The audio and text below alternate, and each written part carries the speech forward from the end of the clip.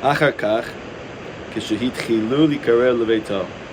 Afterwards, like that he drew her close to his home, Amar lo, she said to him, Shayosha sheyelech leveito, that the right thing to do would be to go to his home, v'yodia laviv ukarav v'chol miyudaav, and to tell his father and his relatives and everyone that he knows, shekulam yetzu likrata, that they should all go out to greet her, meaning the daughter of the emperor.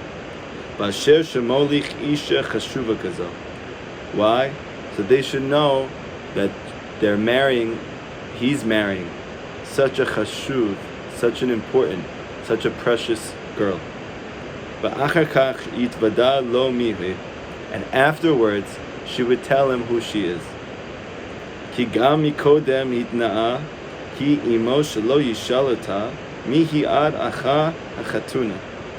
Because before that she went on the boat, she made a condition. The condition was that she would not let him know who she is until they got married. Az yeda mihi. Then she would tell him. He's kimima. And she agreed. He agreed. He agreed with her, meaning that he wouldn't try to find out who she is, essentially, until they were married. Amar lo, she said to him, Gama yosher b'asher she'ata molich isha kazo. Also, the right thing to do, to marry a woman like me, shishtaker et kol hamatrasim hamolichim asfina, that everybody who travels on your boat with you, all of the pirates, they should all get drunk first. Okay, so she's obviously a modern woman. She wants to get everybody crunk. Everybody on the boat, she wants to get them all drunk. So you could see Rabbi Nachman's prescience here, understanding what the female dimension of reality would be like at the end. That not only did they party, but they got everybody else to get drunk also. Why? L'ma'an yedu. So they should also know that this merchant, that's to them, meaning the son of the merchant, is marrying a woman like this.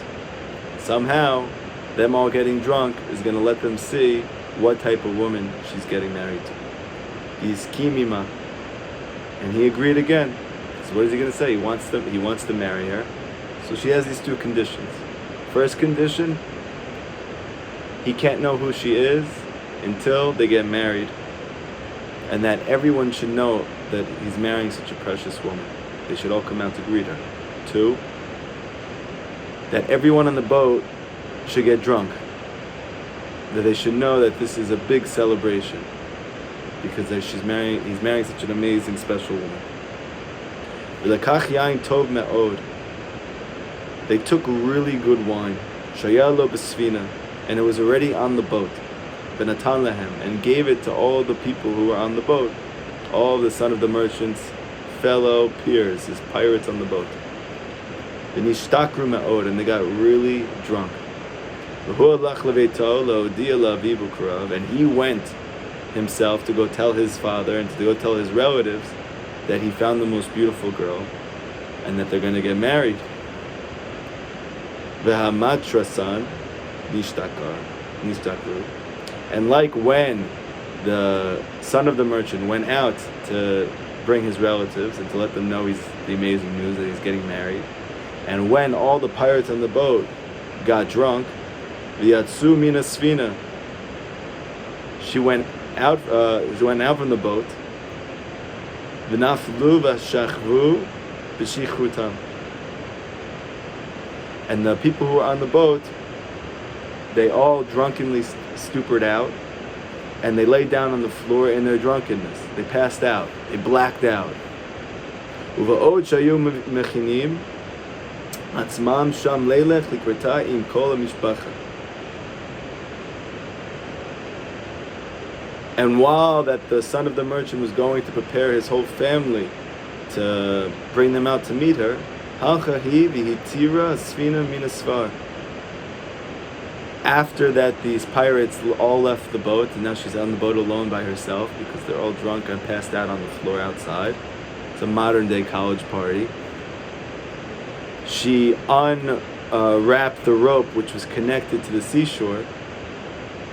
Ufarsha havilonot, and she set sail on the boat. V'achad lo ima svina, she went alone on the boat. V'heim ba'u el svina. And when the family came to the boat to see the woman that they're getting married, v'lo matzu davar, they didn't see a boat anymore. It was gone. V'chara la socher, and the father got so mad at his son, Avia ben, me'od, very much. V'hud so'ek v'omer, and he screamed at him, and he told his son, meaning the son of the socher, that he was the one who came with the boat, right? He gave him the boat to begin with. And now he's screaming at him, and he's saying, Taminli, she'aveti svina im sechora. The son of the merchant said, believe me, I promise you, I came back with so much merchandise, and so much wine, and so many goods, and so much precious things, and I even brought back my wife. V'heim einam ro'im davar, but they didn't see nothing. V'amarlo, he said to him, Tisha lematrasan. So the son of the merchant said, well, ask the pirates, ask the other people on the boat with me, ask the other merchants who were with me, who were gliding along the ocean with me. They know. So he went to go ask them. And they were all drunkenly lying down on the floor, passed out. And afterwards that they woke up, and he asked them, because they were so drunk, they didn't know what happened to them. Rak shiodim, only that they knew she'avdu svina im kol. Only that they knew that they were on this boat before, and it included all these amazing things that they had accrued over the course of time. Ve'eno yodim heichanhu, but they didn't know where the boat went. Ve'chara socher me'od al bano, and the father of the merchant got so mad at his son.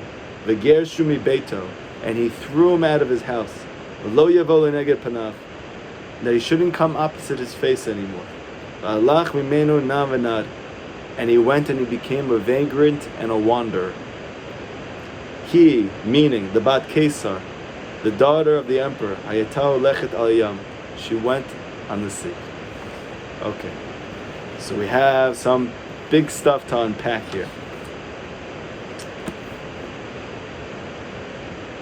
We've had this whole entire story lead up to this point. That the daughter of the emperor, the one who fell in love with this amazing man, that they felt in this deep connection out on the sea. And then she couldn't find him anymore, and he couldn't find her anymore. She lost him. And now she's alone, on the beach, by herself. Baruch Hashem, she had developed all of these beautiful understandings of life, these new paradigm shifts, these new ways of experiencing and living according to the Torah of the Tzaddik. And now she's brewing with it, she's sitting with it, she's hibernating with it in the tree at nighttime when it's dark, and she's having difficulties and she's scared from the wild animals, but she's still living with those teachings, even if it's hard for her to mekayim them. But then all of a sudden daytime comes, she has these moments of clarity, of joy, of inspiration, and then she comes down and she tries to mechazik and encourage other people to know about the tzaddik, to know about Rabbeinu, to know about his unbelievable life-changing teachings, to know about the fact that everything can change, right? Even though maybe you haven't experienced it yet, because you're alone on the beach, but you're making an impact. You don't realize you're making an impact, and that's what we're going to be speaking about today.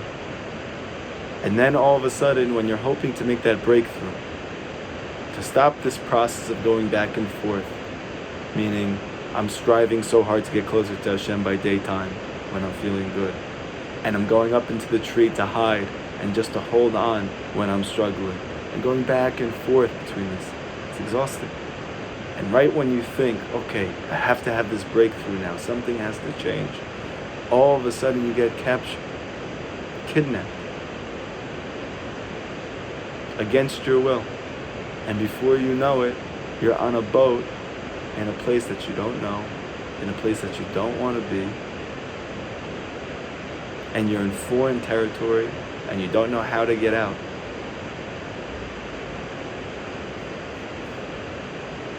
But now we're going to see the heroism of this woman.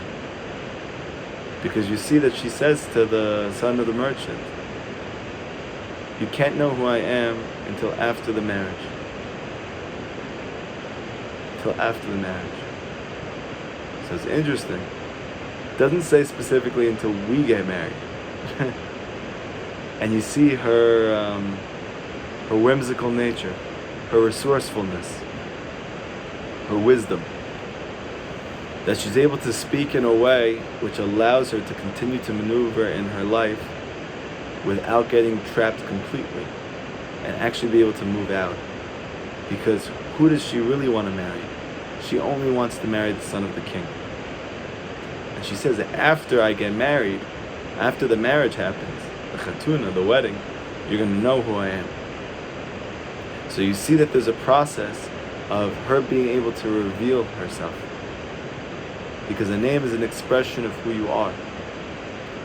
And this whole entire world, and your life in this world, is to get you to be able to reveal your inner self. You know, I had a thought recently this week. What's the greatest backdrop for light? Right? You want to reveal light in the world. What's the greatest backdrop for that? That you could see the brightness of the light. That you could see the intensity of the light. That you could see the luminance of the light. What's the best backdrop? Look behind me. Pitch dark. If you could have beautiful light emanate from pitch darkness, how unbelievable that light will look. How luminant that light will be. How transformative an experience it will be for people to see that light. The light that comes from darkness. The name which is revealed through going through these difficulties from the daughter of the emperor. She can't tell him who she is now because she hasn't gone through everything yet. But she says, you better believe you're going to know who I am. Because I'm taking this boat and everything in it. And still you won't know who I am. Because I have a lot to accomplish in my life. But eventually at the end, when I finally get married to a Kadosh Baruch Hu, when I finally get married to the Tzaddik Emet, then you're going to really know who I am.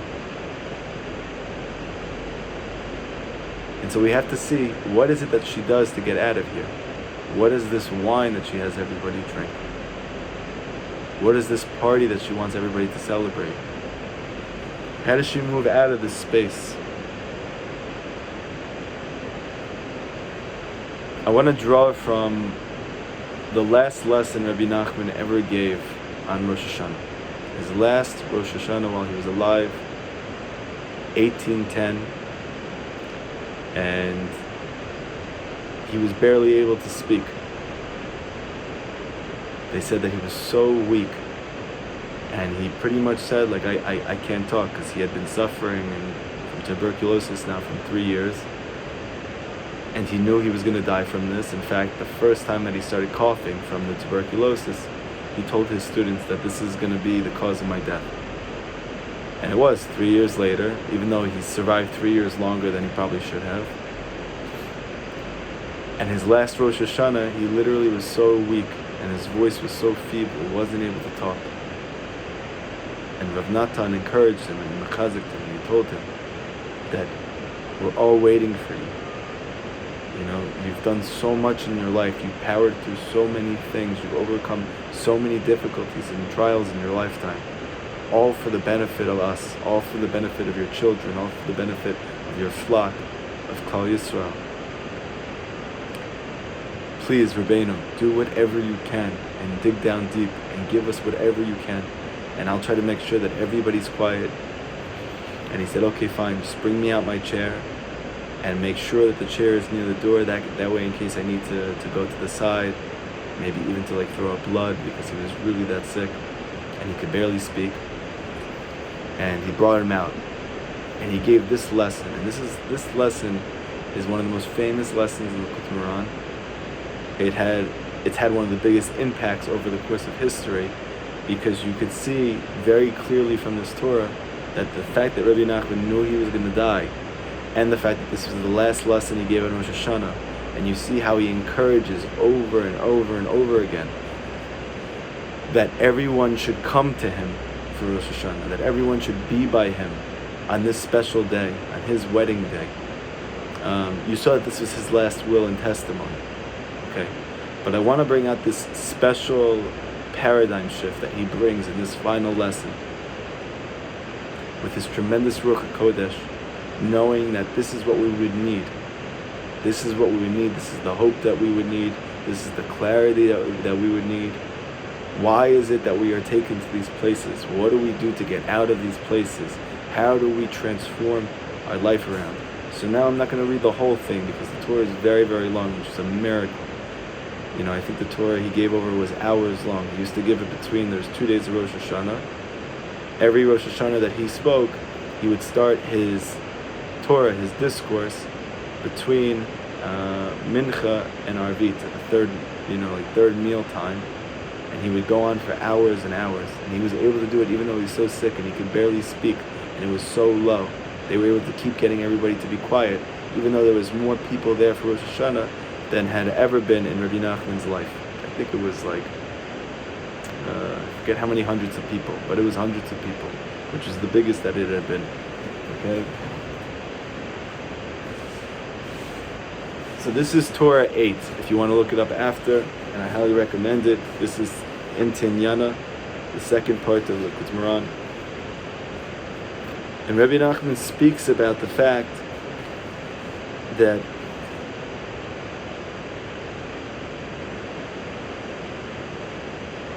Jewish souls are aroused in a way of smell. And just like they're aroused in a way of smell, they're also turned off in a way of smell. And this is also one of the corroborations of Rabbi Nachman's main lessons to us, of going with your Nakuda Tovot, of going with your good points. Now, when we look at this, we often feel like to ourselves, like, wow, it's very encouraging, it's very empowering, and it seems like Rabbi Nachman's different in the sense that he really wants us to focus on the good and not to focus on the negative, which is great. It's a relief, because I'm so busy all the time thinking about what's wrong with me, what's wrong with my life. And all of a sudden Rabbi Nachman says, don't think about those things. Whatever was. Only think about the good inside of you, right? So this is amazing. It's beautiful. However, there was a depth to this. There was a tremendous depth, and we don't even know the end of this depth. And Rav Natan, just to show how important it was, he would say over and over again, to the extent that Breslover Hasidim didn't understand why Rav Natan continued to teach about Azamra all the time, about searching for your good points, about finding your good points, about living with your good points and focusing on those exclusively. One of the reasons is brought out in this lesson, because Rabbi Nachman says essentially that when a person is struggling, so his soul needs to be aroused. That's how he comes out of there. And the arousal comes from a voice, right? But the voice produces a smell, and either produces a good smell, meaning it causes you to want to get closer to Hashem, it causes you to feel empowered, it causes you to feel encouraged, it causes you to want to go higher and to move out of your space and to dig down deep and to find new resources in yourself, like the daughter of the emperor does in the story. Or if you get it in the wrong way, it causes you to spiral out. It causes you to go into despair. It causes you to lose energy and to lose internal fortitude. It causes you to lose your faith and your courage. And that's a bad smell. And he compares it in this lesson to like feces, right? When it gets hard, so I guess this would be like the negative inside of us.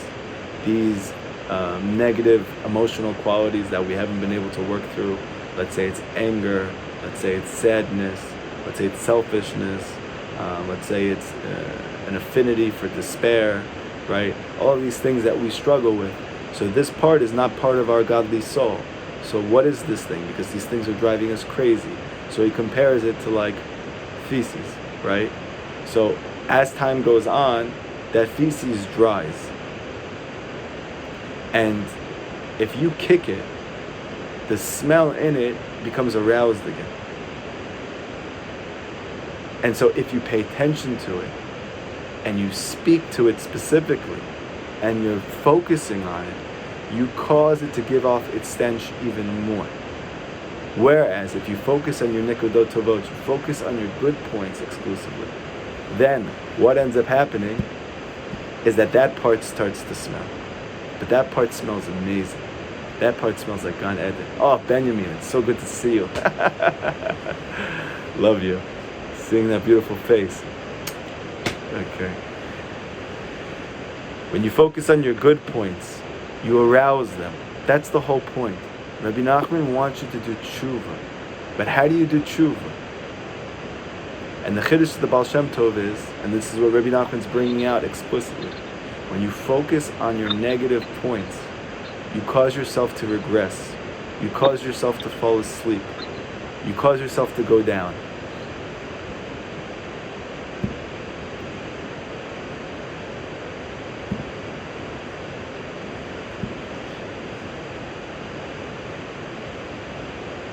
But if you focus on your good points, they start to illuminate.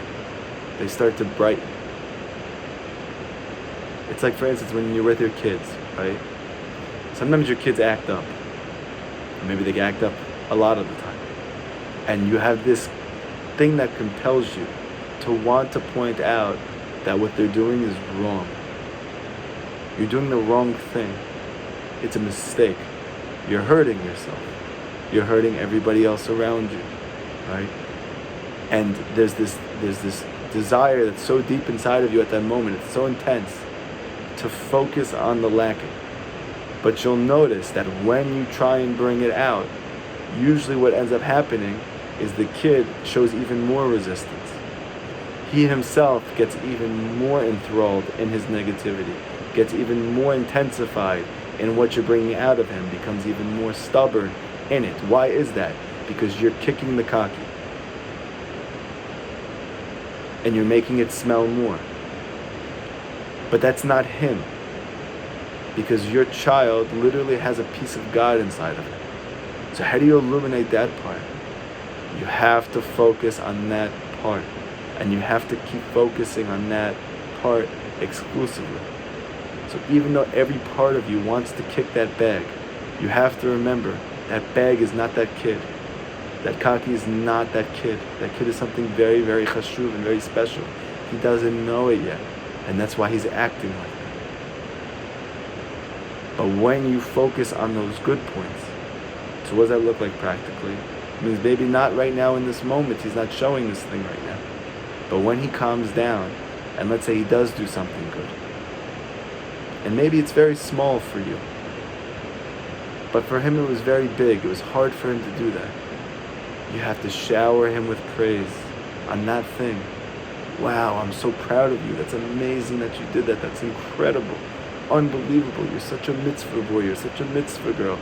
Wow, Hashem is going to be so proud of you. And all the more so, I know for you, it's so hard for you to do that thing. Right? You see other kids and maybe you're thinking to yourself, man, they always behave. And you think to yourself, wow, they're such tzaddikim. But you want to know the truth? The fact that it's hard for you to sit down in your seat and you were able to do it for 5 minutes, that's worth so much more than them doing it for the whole hour. You know, it's like when Rav Natan and his son was so upset about the fact that even though he believed so much in Rabbeinu, he could barely get to Ummah. Right? He got there maybe once a year for Rosh Hashanah, but he lived close to there. You know, whether it was financial issues, he was struggling with Parnassa, or it was things with his spouse, he had difficulties with his first wife, they ended up getting divorced, right? So he was lamenting to his father that he never gets to see him in Uman. How can I not get to Uman? And his father said to him, I promise you, if you came all year, it would not be worth as much as the one or couple times that you come during the year, and it's so hard for you. That is so much more precious. That trip is worth so much more to you, and it's worth so much more above. than it would be if you were able to flourish in success easily. It's not worth much. And it's the same thing with everything like that.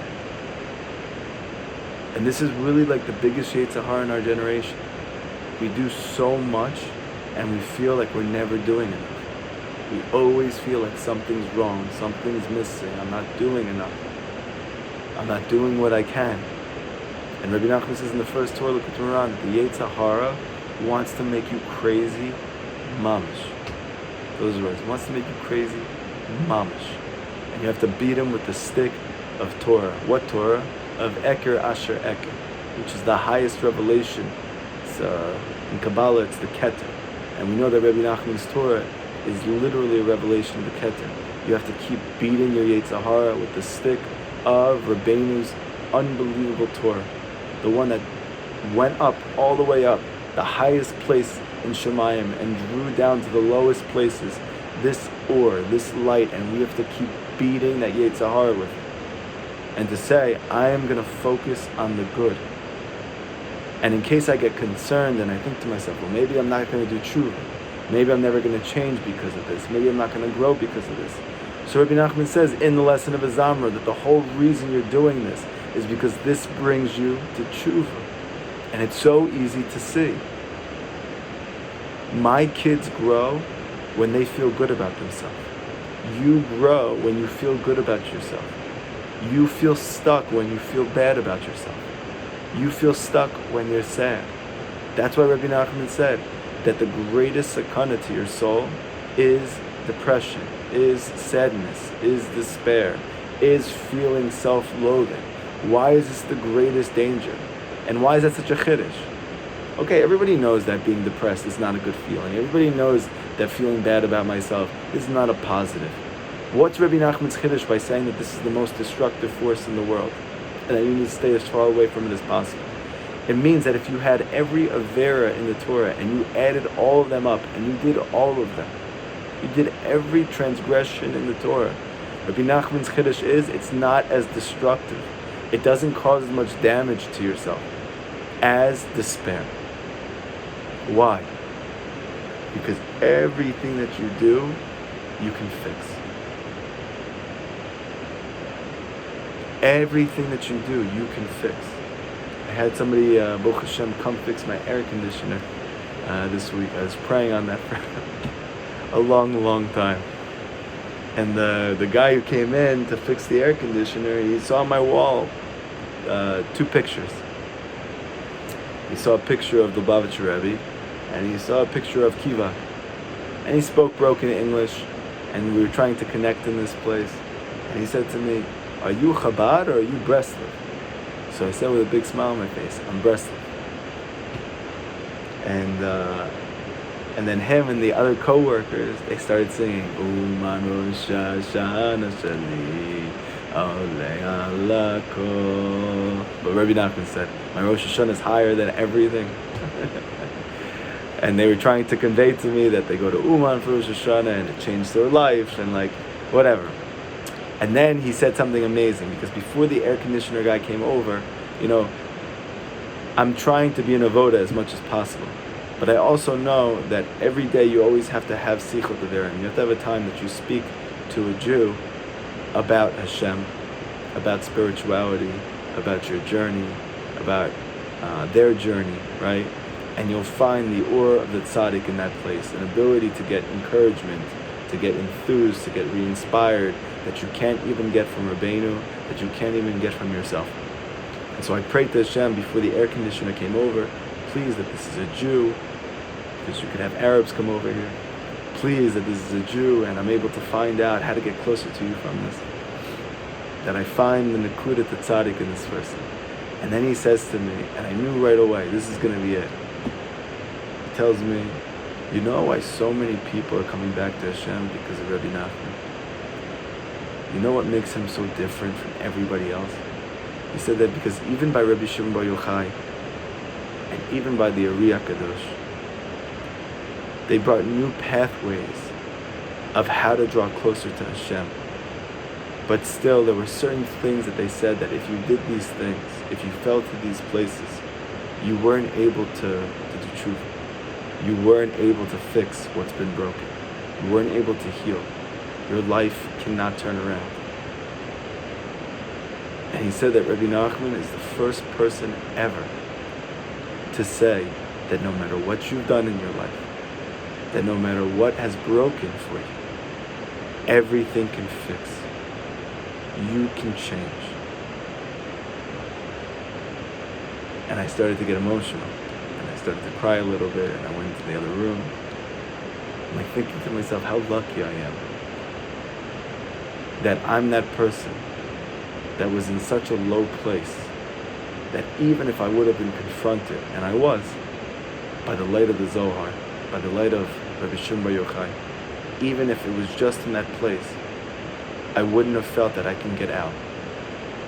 Because the Zohar still says there's places that you can't do tshuva.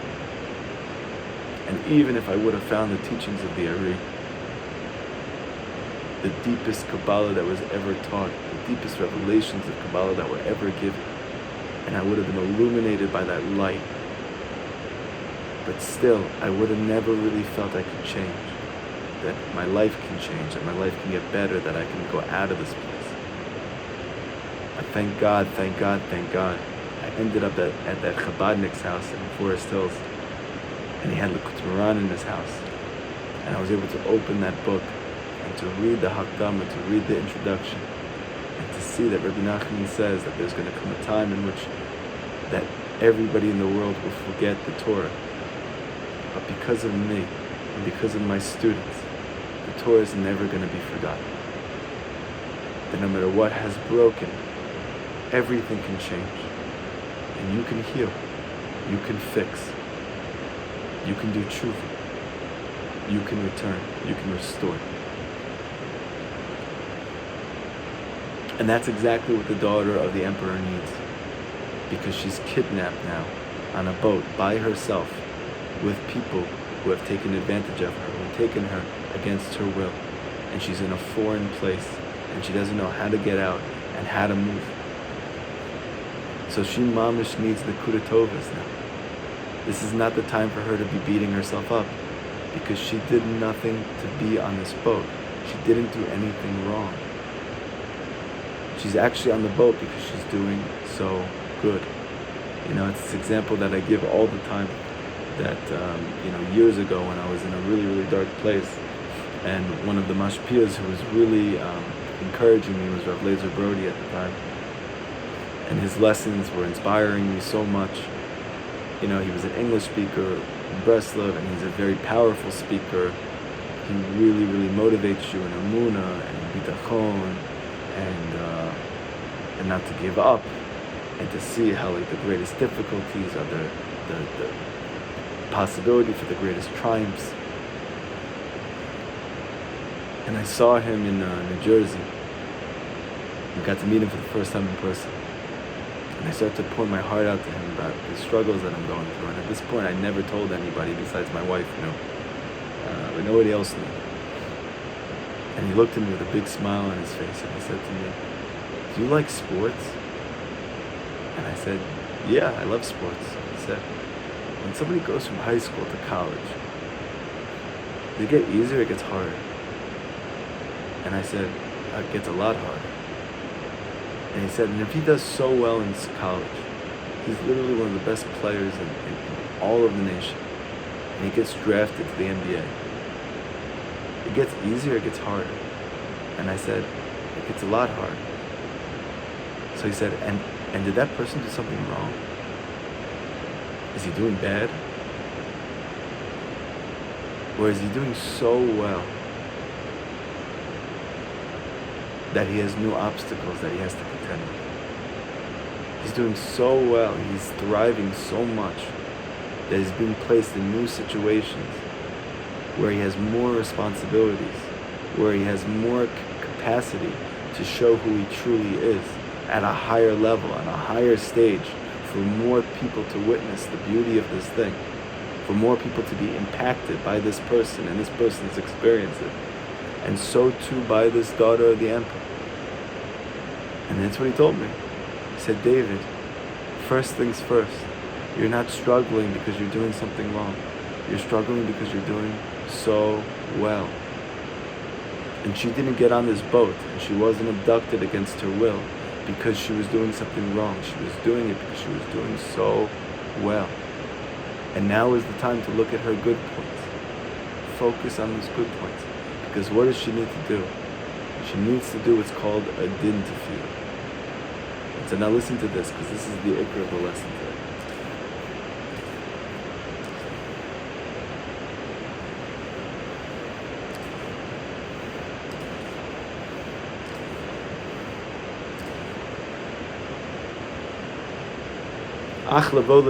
To come to this call, to come to this voice which inspires you, this voice which gives you fervor, this voice which gives you energy and strength, which makes you want to get closer to Hashem, to want to be your greatest self. Hu ayadei tefillah. It's only through prayer. Ki ikar tefillah hi rachamim v'tachanun.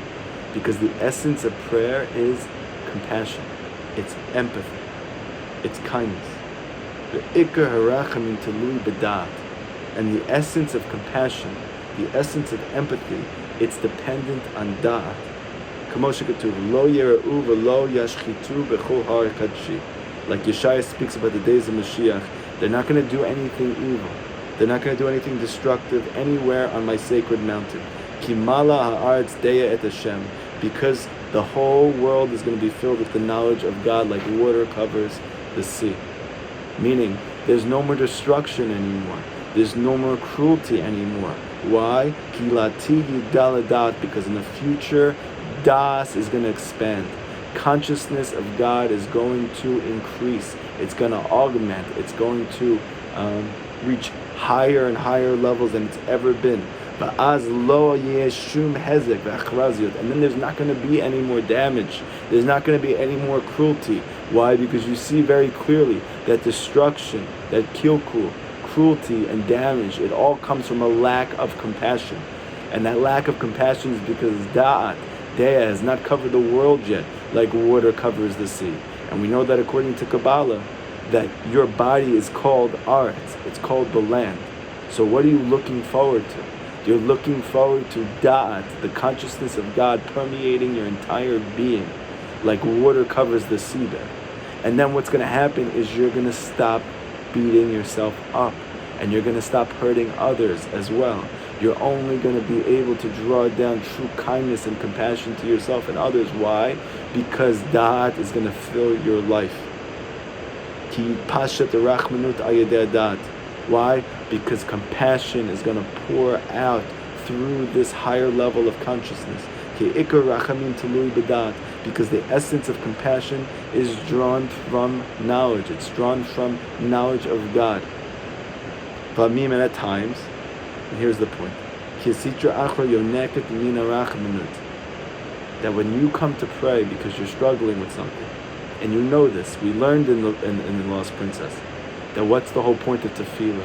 Tefillah is the secret derech, it's the secret pathway that Rabbi Nachman opened up for us, to be able to draw Hashem's compassion. While the 6 sons, like we said before, they represent Torah learning. That Torah learning can only link us up with Teva. But ultimately, meaning that whatever we've done in our life, we can't actually transform it and change it, because based on the dictates of nature, this is the way it has to be. We're going to have to dig down deep and draw from a much higher place. What draws from the highest of places? It's prayer. Tefillah is at the apex of existence, right? What does it draw that's so high? Hashem's compassion. Like a child, right? Even if he's not doing the right things, right? He could be sitting and reading a book. That's not necessarily going to draw my compassion. But if he starts pleading with me, Abba, I'm so sorry. Abba, I really want to do better. Abba, I don't want to do these things. I really want to be the best version of myself. And I don't know how. I'm struggling. How can I not have compassion for him? However, there are times, because our mochin is so constricted when we come to pray, that the Sitra Achra uses it as a way to draw that compassion for himself. Azayhem mamshichin la'atzmim rachmanut, that the Sitra Achra draws that compassion which you're trying to draw, and draws it for itself. And then the compassion diminishes by us. And even this little bit of compassion that remains, it's in the concept of cruelty. Because through the compassion that they draw from us, it damages the empathy, it damages the compassion. But and it becomes cruelty. Because Shlomo Melech said, the compassion of people who are disconnected from Hashem, it's actually cruelty. Why? Because very simply, if I don't actually know what's good for a person, then my acts of kindness for them would actually be an act of cruelty. Right? If I think that the best thing I could possibly do right now for a person is to help them, like let's say for instance, I have a child, and I want to show her how the greatest thing in the world is that she should be able to choose who she is. She has no identity of her own. She doesn't have a soul that was given by God. She is an amorphous being who is an evolved monkey, and she could be a boy, she could be a girl, she could be a dog, she could be a cat, she could be whoever she wants to be. And it sounds so beautiful. It sounds so empowering. We're not going to get her blue clothes because we don't want her to feel like she's a boy. We don't want to get her girl clothes, pink clothes, because we don't want her to feel like she's a girl. We don't want to impinge on her identity. We want her to figure it out for herself. And now all of a sudden she's in school and she doesn't know who she is. She's not sure if she's a girl, she's not sure if she's a boy. She's not sure if she's a good person. She's not sure if she has inherent worth. She doesn't know who she is. And now all of a sudden, she starts acting like a dog. Or she starts acting like a cat. She says, I feel like a cat. She says, I want to be a cat. So the parents, because they're so kind, they let her have a tattoo on her face. Like these little lines like this. So she looks like the cat from Cats. To grow her whiskers out. And she dresses in all black, like on Halloween, like a cat, every day. But then somewhere down the line, it stops being fun for her. And she starts to become very sad. Because she's ostracized and she's alienated by others because she's a cat. And because even though she feels like a cat, she's not a cat. And so in this case, what happens? The kindness of humanity becomes the greatest cruelty because this person has completely lost their identity. They don't know who they are anymore. It's not enough to be kind. The kindness has to be based in truth. That's why it says that the world is rooted on three things: Torah, Avoda, and Gimilut Chasadim, acts of loving kindness. But you'll notice that the order is flipped. We know Abraham represents kindness. We know that Yitzchak represents tefillah, avoda, acts of service, self-sacrifice. And we know that Yaakov Avinu represents Torah. But that they came out that way. So really it should be the world is based on kindness. And then it's based on self-sacrifice. And then it's based on truth, Torah. But we see it's the opposite way. It's based on truth. And then it's based on self-sacrifice. And then it's based on kindness. Kindness comes last. How does that work? So the answer is very clear. Because if you're acting kind and it's not based in truth, your kindness could be cruelty to others, to yourself, because compassion, empathy, which is the type of kindness you want, like Rabbi Nachman says, Hashem is always doing kindness by you. That's not the problem. The problem is, it's kindness that you don't understand. So you have to beg Hashem, Hashem, give me kindness I understand. Give me compassion I understand. Give me compassion that's based in das. Knowing that I can understand this compassion and kindness. That's what I need. Everything that Hashem does is good for you. But it needs to be in a way that gives me life, that it gives me joy, that it makes me feel good about myself, that it makes me feel good about my life. So I have strength, so I have courage, so I have inspiration to continue and to move forward and to do more and more for myself and for others. So consequently, even this little bit of empathy, this compassion that we have, it now looks like cruelty. Why? Because the Sitra Achra is feeding on the compassion which we're trying to draw from our prayer.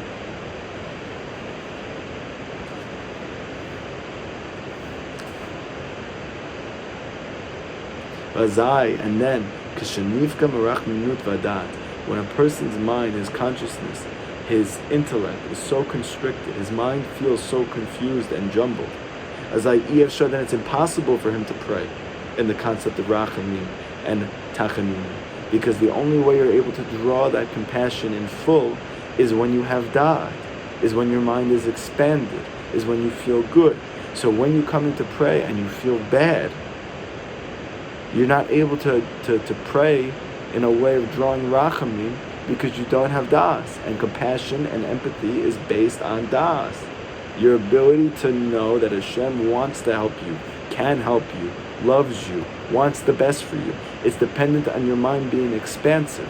But if I'm struggling right now, I'm having trouble paying my bills, I'm struggling with my spouse, I'm struggling getting married, I'm struggling with my kids, I'm struggling with myself, I'm struggling with Hashem.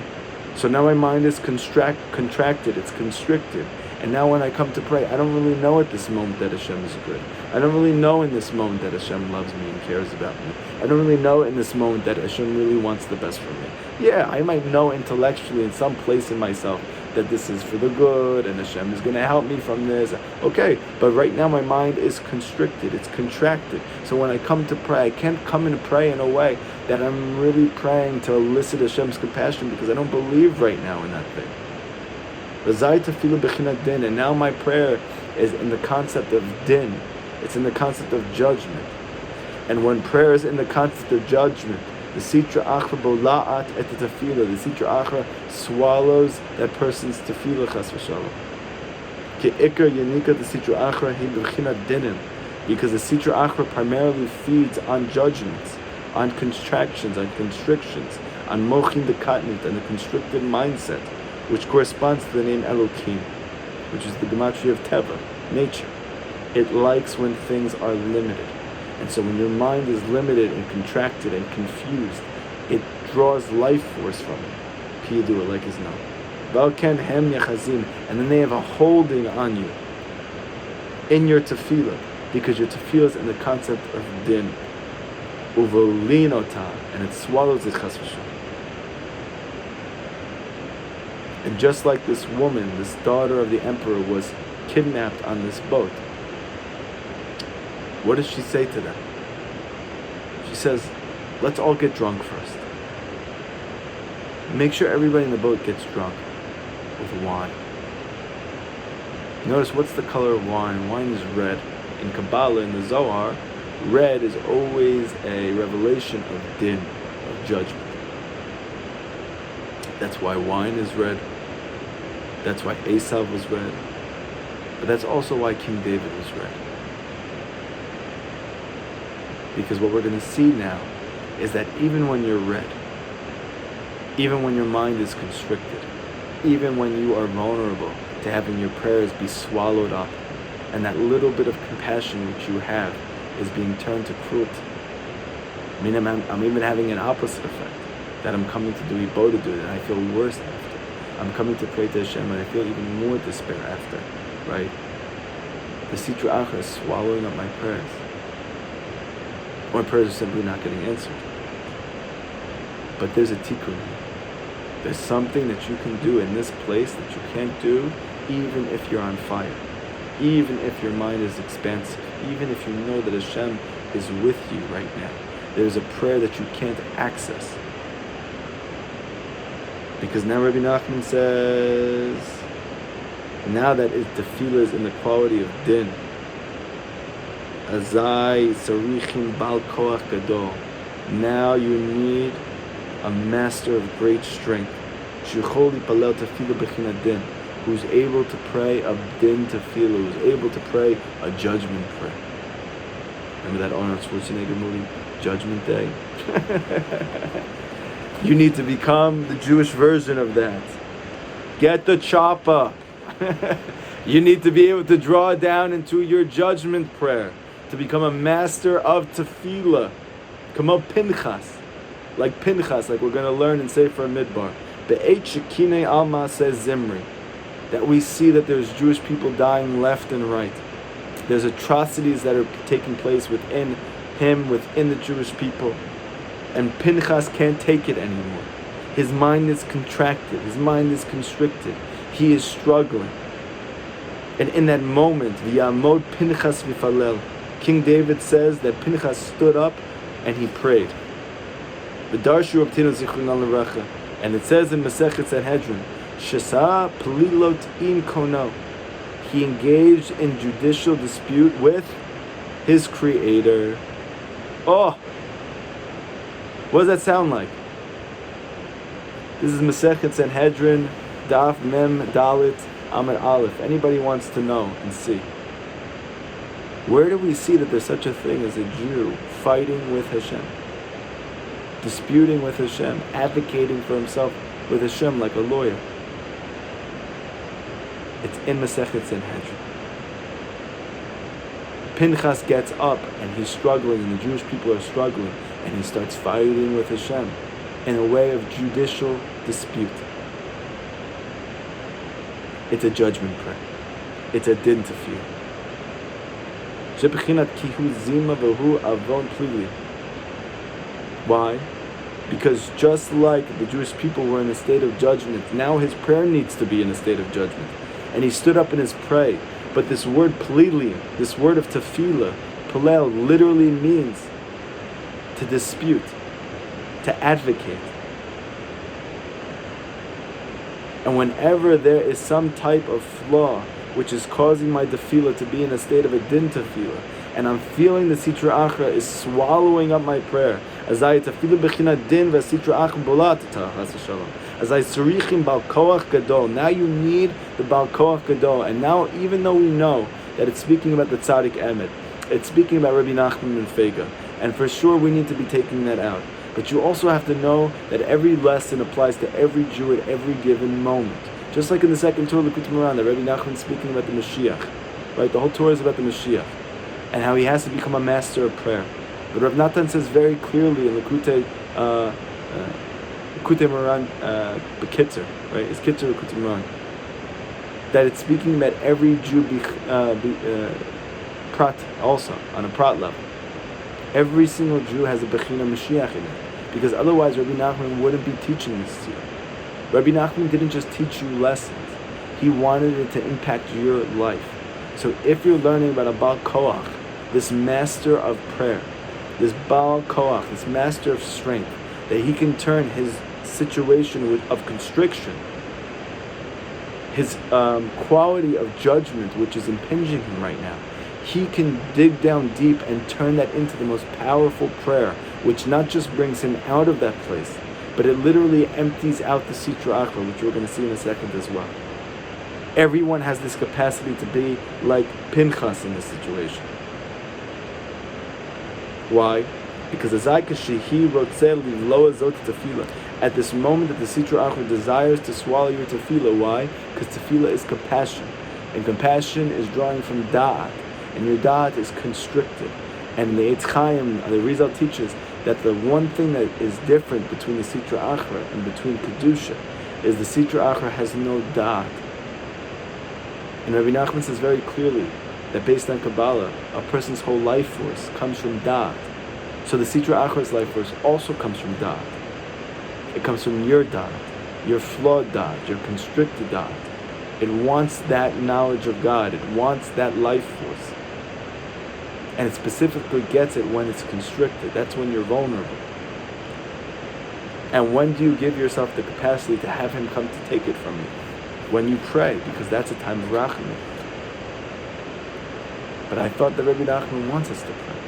I thought he said that that's the most powerful mechanism to changing our life. Yes. But we have to access this thing called the din tefillah. And then what happens? Because the prayer is not sticking in the throat of the Sitra Achra. Like the Pasuk says in Iyov, B'tavaro yalin oz, the strength resides in his neck. Hainu, in other words, the tefillah of the Baal Koach, that he is now in the context of Mate Oz, the staff of strength. Ki omedet lo b'tavaro, this staff that Moshe Rabbeinu had, that he was making all these miracles with. What was that staff? It was the staff of a din tefillah. B'veta bil shelo, he swallowed it up. V'azai hu muchrach litena ka'ot, forcing it to vomit it out. Hayinu sitra achar muchrach la ki hotzi kol akushia hakadushot shel adat rachmanut v'tefilot shebala. Now the other side, the sitra achra, is compelled to vomit out all of the kedusha, all of the das, all the rachamim, all the compassion, all the prayers which it has swallowed. Like the pasuk continues to say, Chayu balav yikienu. He swallowed wealth and he vomits it out. Below daisha hu mekiyu motzi kol hakadusha shebala. And not only does it swallow, does it vomit out all of the kedusha which it has swallowed, all of the prayers which it has swallowed, all those prayers that we have prayed for health, for wealth, for a partner, for shalom bayit, for healthy children, for our own personal health, right? All of these prayers which it has swallowed over the course of time. In this one moment that I can dig down deep and I can use that feeling of being constricted itself to mamish pour my heart out to Hashem in a way of advocacy, in a way of empowerment, in a way of advocation, to say to Hashem, you have to help me. You have to help me. Like my daughter. My daughter is outside here. She's 3 years old. She's, all of your kids end up taking something from you. You'll notice it. Like one of them takes your quick trigger, right, to get angry. One of your kids has that. And the other kid has like this softness about him, right? This kindness about him. So he got that part from you. And another one has your intelligence, right? All of your kids end up taking a piece of you, just like Yaakov's kids, right? They each were one extension of Yaakov Avinu. They each had a different part of him. Yosef had all of it. So, one of my daughters, her name is Anna Valea, she for sure has my stubbornness. And like the first few years of her life, that stubbornness, when you don't have das, right, because you're so young, so it usually just leads to a lot of frustrating experiences, a lot of fighting, a lot of arguing, a lot of trying to get her to do something she's not doing, and all the time. But at the same time, I know, based on learning Chassidus, and I know from Rabbi Nachman's teaching, anything can be used for Hashem. Anything can be used for Kedusha. It's just you have to turn it back to Hashem, right? You have to be able to use it for Hashem. And Rabbi Nachman says very clearly in Likutei Moharan that there's going to be times that you have nothing else to rely on. Your mind is mamish shot, right? Your knowledge has ceased from you. Your confidence has left you. Everything is gone. The only thing that will get you through now is to be an akshan, is to be stubborn, like a child who will not give up on the thing that he wants no matter what you tell him. He will keep hitting his head against the wall until you give it to him, and it's only his stubbornness alone that's allowing him to finally get that candy that he wants. And so too with us. There's going to be times that you are struggling to reach the finish line. You're so close. You have been able to do so much, but you're not breaking through. And you're sitting at this crossroads. The only thing that's going to get you through at that point, because it will feel like everything is taken from you. You won't have any kochot except for one. You can be stubborn. You could be stubborn. And I literally have prayed for almost 4 years now, because my daughter's going to turn 4 in the month of Av. Hashem, please help my daughter to take that stubbornness and use it for you. Just like she stayed up all night, refusing to go to sleep. literally standing there with her eyes rolling in the back of her head, but she refused to go to sleep because she didn't want to give in, even though she was so tired. I'm like, Hashem, she can use that for you. Imagine if she prayed to you with that stubbornness. She won't give up on Klal Yisrael until she gets her prayers answered. She won't give up on herself until she gets her prayers answered. She will stay up with you for hours and hours on end. She's not going to go to sleep. She's not going to give up until you give her what she wants. She could use that for you. Hashem, please help her when she gets older and she sees that and she starts to have a emunah and she starts to learn Torah and she starts to feel close to you. She's able to use it in prayer. And literally a few days ago, I think it was on Shabbos actually. A few days ago, I don't know when it was. No. It was before Shabbos. She hurt her leg. She got hurt at school. And, she's the wild child. So she made a bunch of chairs in her gan. And then she jumped off. And she hit her leg really badly. And then the teacher called us. And Baruch Hashem, I was able to pick her up. She said she wasn't able to walk. So I sat with her at home. She took a nap on the couch next to me. And I said, I'm going to pray for you. I'm going to learn for you. Whatever. She says, I can't move. And then all of a sudden, my other kids came over. And they were all outside of where you see right now. This is my porch. Okay. And I have a slide over here. My daughter was sitting on the top of the slide. She wasn't walking. I had to put her there. And, I'm sitting down and I'm with my wife and she's on the couch and I'm learning. And all of a sudden we hear my daughter, and she only speaks really Hebrew. She was the only kid who came so young that she really never was able to develop her English. So her tefillah is in Hebrew, you're going to see in a second. And we start to hear her saying something. And my wife's like, listen, David, listen. Anama's praying, which we never really heard. And then we hear her and she's going, Hashem, Ata Chayav Tarich Ozerli, Ata Chayav Ozerli, you have to help me, Ata Chayav Ozerli, Hashem, Chayav, and she starts screaming. She's screaming it, literally, all the neighbors could hear her. And she's like, and my wife has a big smile on his face. Like, do you hear what she's saying? And my Hebrew's not so good, right? And she's saying, and my wife is translating for him inside. Hashem, you have to help me. Hashem, you have to help me. Help me walk. She's saying it over and over, and she's getting louder and louder and louder. Hashem, Ata Chayav Ozerli, you have to help me. You have to. And I started to tear up. Because literally, this is like 4 years of prayer. And I'm hearing it. And it came from this difficulty. It came from this challenge. It came from a time of din. It was my daughter's din tefillah. It was like amazing. And then Baruch Hashem, she got up and she walked. And she said, Abba, look, I can walk. Look, Hashem, help me. Look, I can walk. A din tefillah. And we can all do this. And Rabbi Nachman says we have to.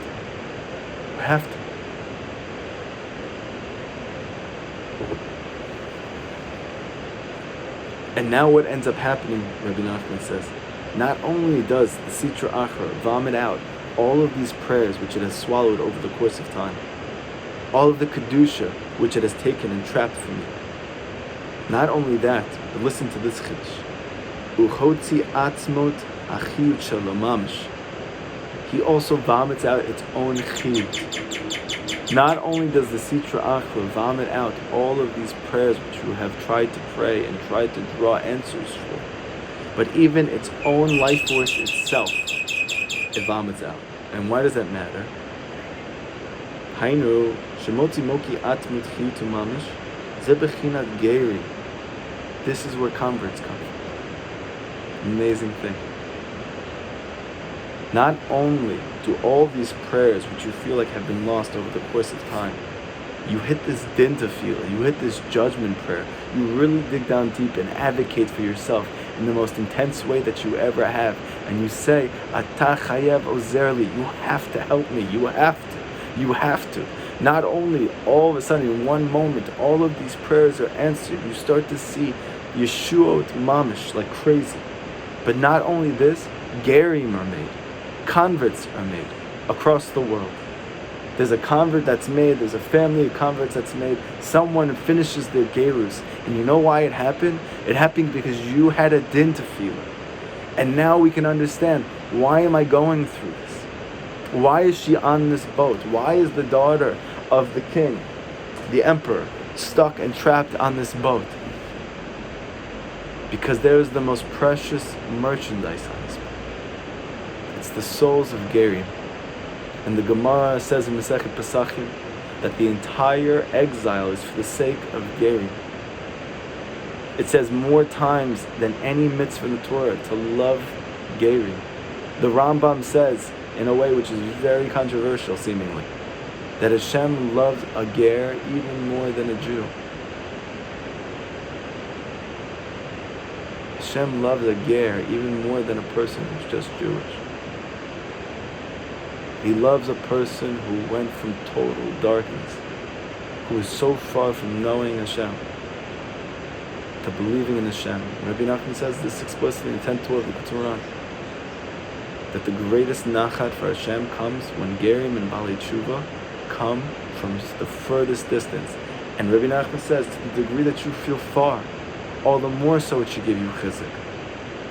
To the degree that you feel broken, all the more so it should give you chizuk. Because your avoda gives Hashem more happiness than anybody else's.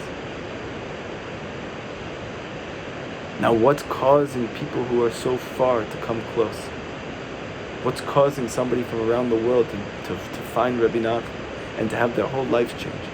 It's you in this place of din, of your constricted mind, the confusion that you feel right now, in this place, that you scream to Hashem to help you. Not only are you able to get your prayers answered, not only are you able to cause Him to vomit up all of the das which He swallowed from you, and you're able to draw down Yeshuv das, to have tranquility of mind from this deep, heartfelt prayer. But you're making gerim, like it said about Avraham Avinu and Sarah Imenu, that they made souls, they made gerim. Where do they come from? They come from the din tefillah of a Jew. And so now we have to ask ourselves again, why does it seem like the people who are the most compassionate, why does it seem like the people who care the most about others, the ones who want the Geula to happen more than anybody, they're the ones who are suffering the most. They're the ones who are on the boat. They're the ones who are trapped by pirates against their will and to be coerced into this dark place where they don't know where they are and what they're to do. Because only the daughter of the emperor is capable of the din tefillah. She's the only one who cares enough to go through these things, to be able to release the souls of converts who have been trapped for thousands of years, that the entire Geula depends on those Jews converting, because once Mashiach comes, there is no more Gerim, there is no more converts, there is no more Jewish souls that are revealed. And we need that the full gamut, the full revelation of God consciousness, which is a revelation of all the souls of the Jewish people. The Shekhinah is resting within the Jews. But there are still Jews who have yet to be Jewish yet. And they need to be released from captivity. How is that person going to find Hashem from a place in which Hashem is not to be found at all? The din tefillah. And so the daughter of the emperor says to him, 1 second, you're taking me against my will. Okay, but let's do something. How about this? Tell everybody we're going to get married. You can do what you want. Take me to whatever places of darkness that you want to take me. Make me feel as constricted as you want to make me feel. And then give that wine out to everybody. Let them all enjoy all of my mochi that you are swallowing up. Enjoy it while you can. Because in the moment that you least expect it, I'm going to dig down deep, and I'm going to mamish scream to Hashem. I'm going to advocate to Hashem. I'm going to pour my heart out to Hashem, and I'm not going to give up until Hashem helps me. And you know what's going to happen? This whole boat is mine, and everything in it. And I'm going to release all the merchandise which you have swallowed over the course of time, and you have not given up. You took me on the boat, Baruch Hashem. Guess what I'm going to do? You're all going to get so love drunk, sick, love sick, drunk off of all of the kochot which you have taken from me. And I'm going to use that itself to compel me to pray from the deepest place I ever prayed. And you know what's going to happen when I hit that din tefillah? Ge'ula. All of these souls are going to come back. They are coming back.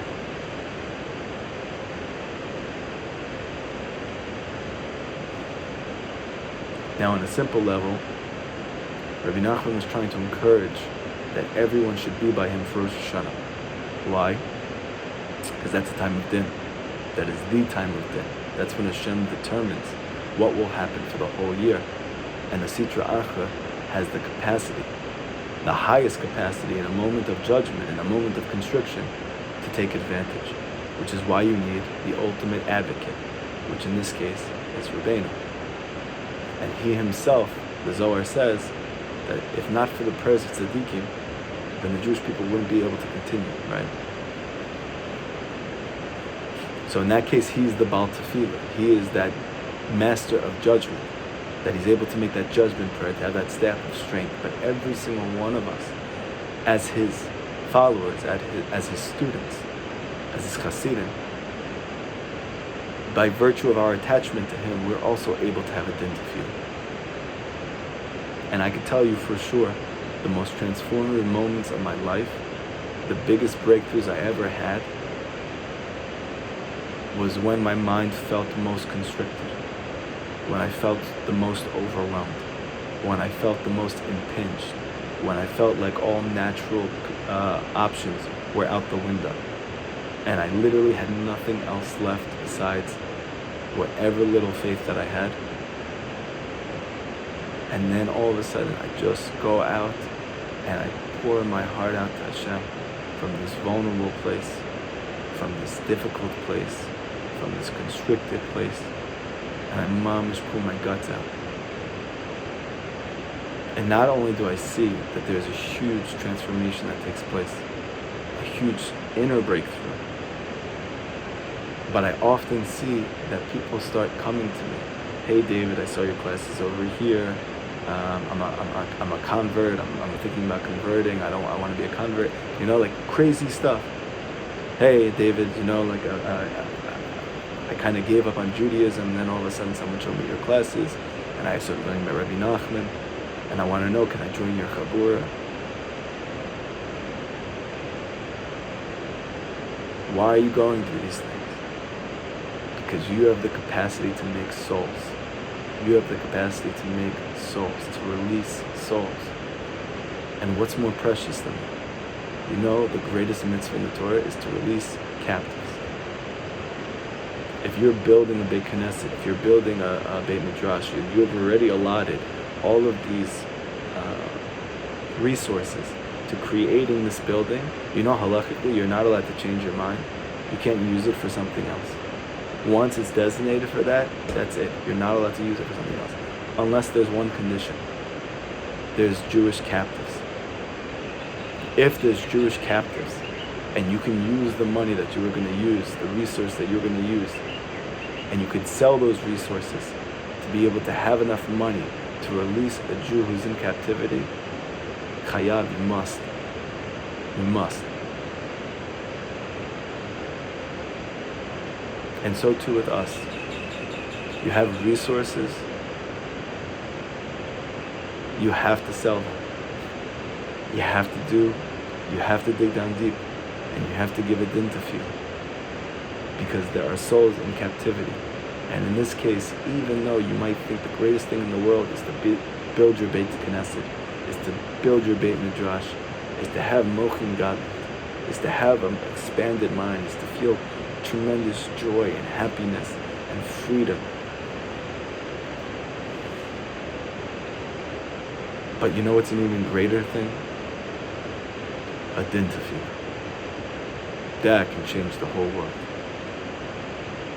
Hashem's really in that place. You know why? Because Hashem is with the Jews. And Hashem is with converts. And they need to be able to come out of captivity. I see there's a few questions here.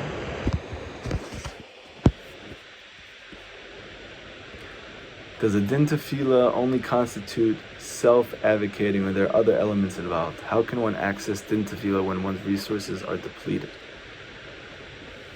One is, you have to draw from Rabbi Nachman's Torah, right? Like we learned in the last class, that the tzaddik's ruach is in his Torah. And like Rabbi Nachman teaches in the 12th lesson, Likutei Moharan, when you learn his Torah and you say it out loud, you are kissing the tzaddik, and his ruach is infusing with your ruach. You are mingling life forces, and that itself elevates you enough to have the koach to go pray. So I know many times for me, what I'll do is I'll specifically look at things that give me tremendous chizuk. You know, whether it's Meshiva Nefesh, Histapchut HaNefesh, which is a book which is Restore My Soul, right? It's a book where one of the great Breslover Hasidim took out all of the chizuk of Rabbi Nachman's Torah and he put it in one book.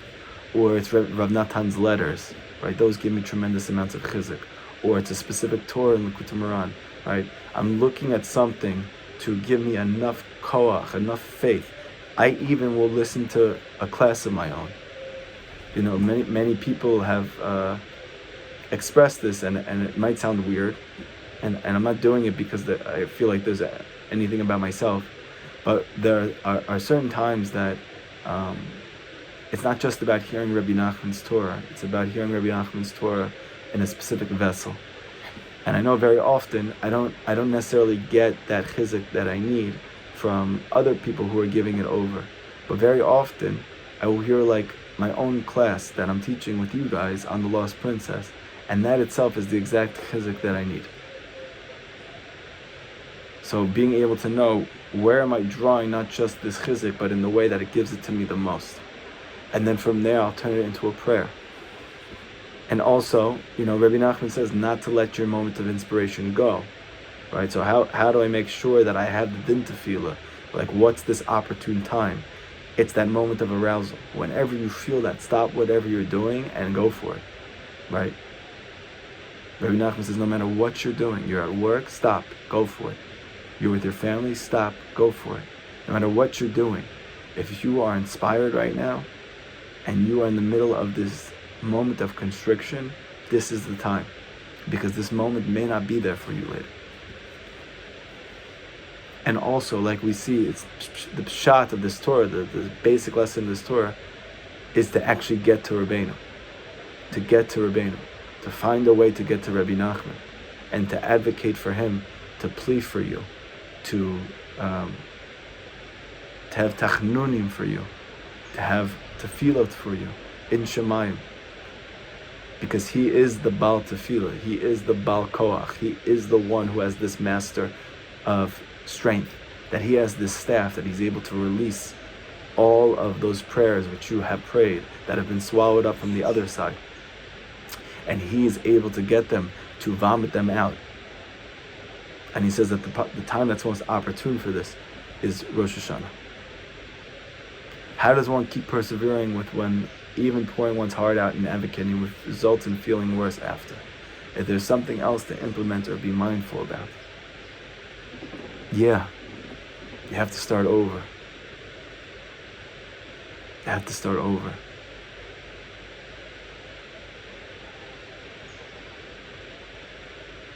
The Arizal teaches, no moment in history is ever the same. Every moment of creation, every moment of the day, according to the Gemara, there's 1,080 moments in every day. The Arizal said that those 1,080 moments of each day are different than any moment that's ever happened in history. there is newness which is being drawn into the world that has never happened and will never happen again.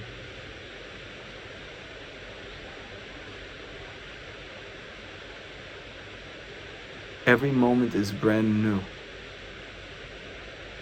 Rabbi Nachman said, if I can't be different tomorrow than I am today, there's no reason for tomorrow. The entire chiddush of the Torah, the entire chiddush of Emunah is hitchadshut, newness. Starting over, starting over, starting over. And it's not just because it gives me the ability to move beyond and to try again. That's the byproduct. The emet of it is because it is new. This moment is different. This moment is different. This moment has never been before. This moment will never be again. It's a brand new moment, and even if it feels like it's been the same for so long, it doesn't change the fact that this moment is brand new. And Rabbi Nachman says the entire Sitra Achra's efforts is oldness, to make you feel old, to make you feel stuck, to make you feel this can't change, to make it look like it's the same old thing. But Rabbi Nachman says, who's a wise person? A person who's a youth, a person who's young.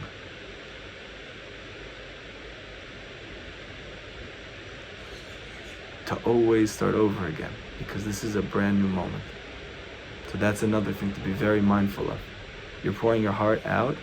Don't think you're pouring your heart out again. This is the first time. This is the first lesson you ever heard. This is the first moment you ever had. It's new breath. It's new prayer. It's new Torah. Once Torah becomes old for you, once prayer becomes old for you, once hope becomes old for you, you are done. You're cooked. And it's not because I won't have inspiration now. It's because you're wrong. It's not old. The Torah is new. It's constantly flowing from Har Sinai. Even the Torah of Rabbeinu, the Tzaddik Yesod Olam, Rav Natan says his wisdom, his chokhmah, is a mayan, it's a wellspring, and it's constantly noveya. It's constantly flowing from the highest of places, giving you exactly what you need. It's new. Everything is new. This is a new day. This is a new moment. Go for newness. Pray like you never prayed before. Learn like you never learned before. Say, Hashem, I know nothing. I'm starting again. Hashem, I know nothing. I'm praying again. The first time. This is my first Shabbos. This is my first time wrapping tefillin. This is my first time putting on tzitzit. This is my first time speaking to you. Let me start over again. Let's start over again. Hashem, how are you? My name is David. What's it like for you up there? What are you thinking about? This is what my life has been like so far. Start over. Everybody have an amazing week. In Bezrat Hashem, we're going to continue moving on. Amazing class. I know it's the end, but can I sponsor some amount for Sarah, Nama, Bas, Rivka, Lisa? Of course. Is that an Aliyah? Or is that for Shlema?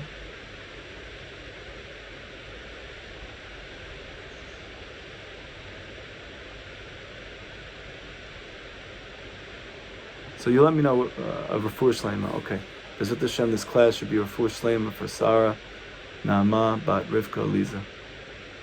And Bezrat Hashem for next class as well. Whoever wants to sponsor next class, reach out to us, let us know.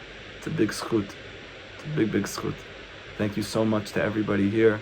Love you guys. Have an amazing, amazing week. Start over again. Start over again. Start over again.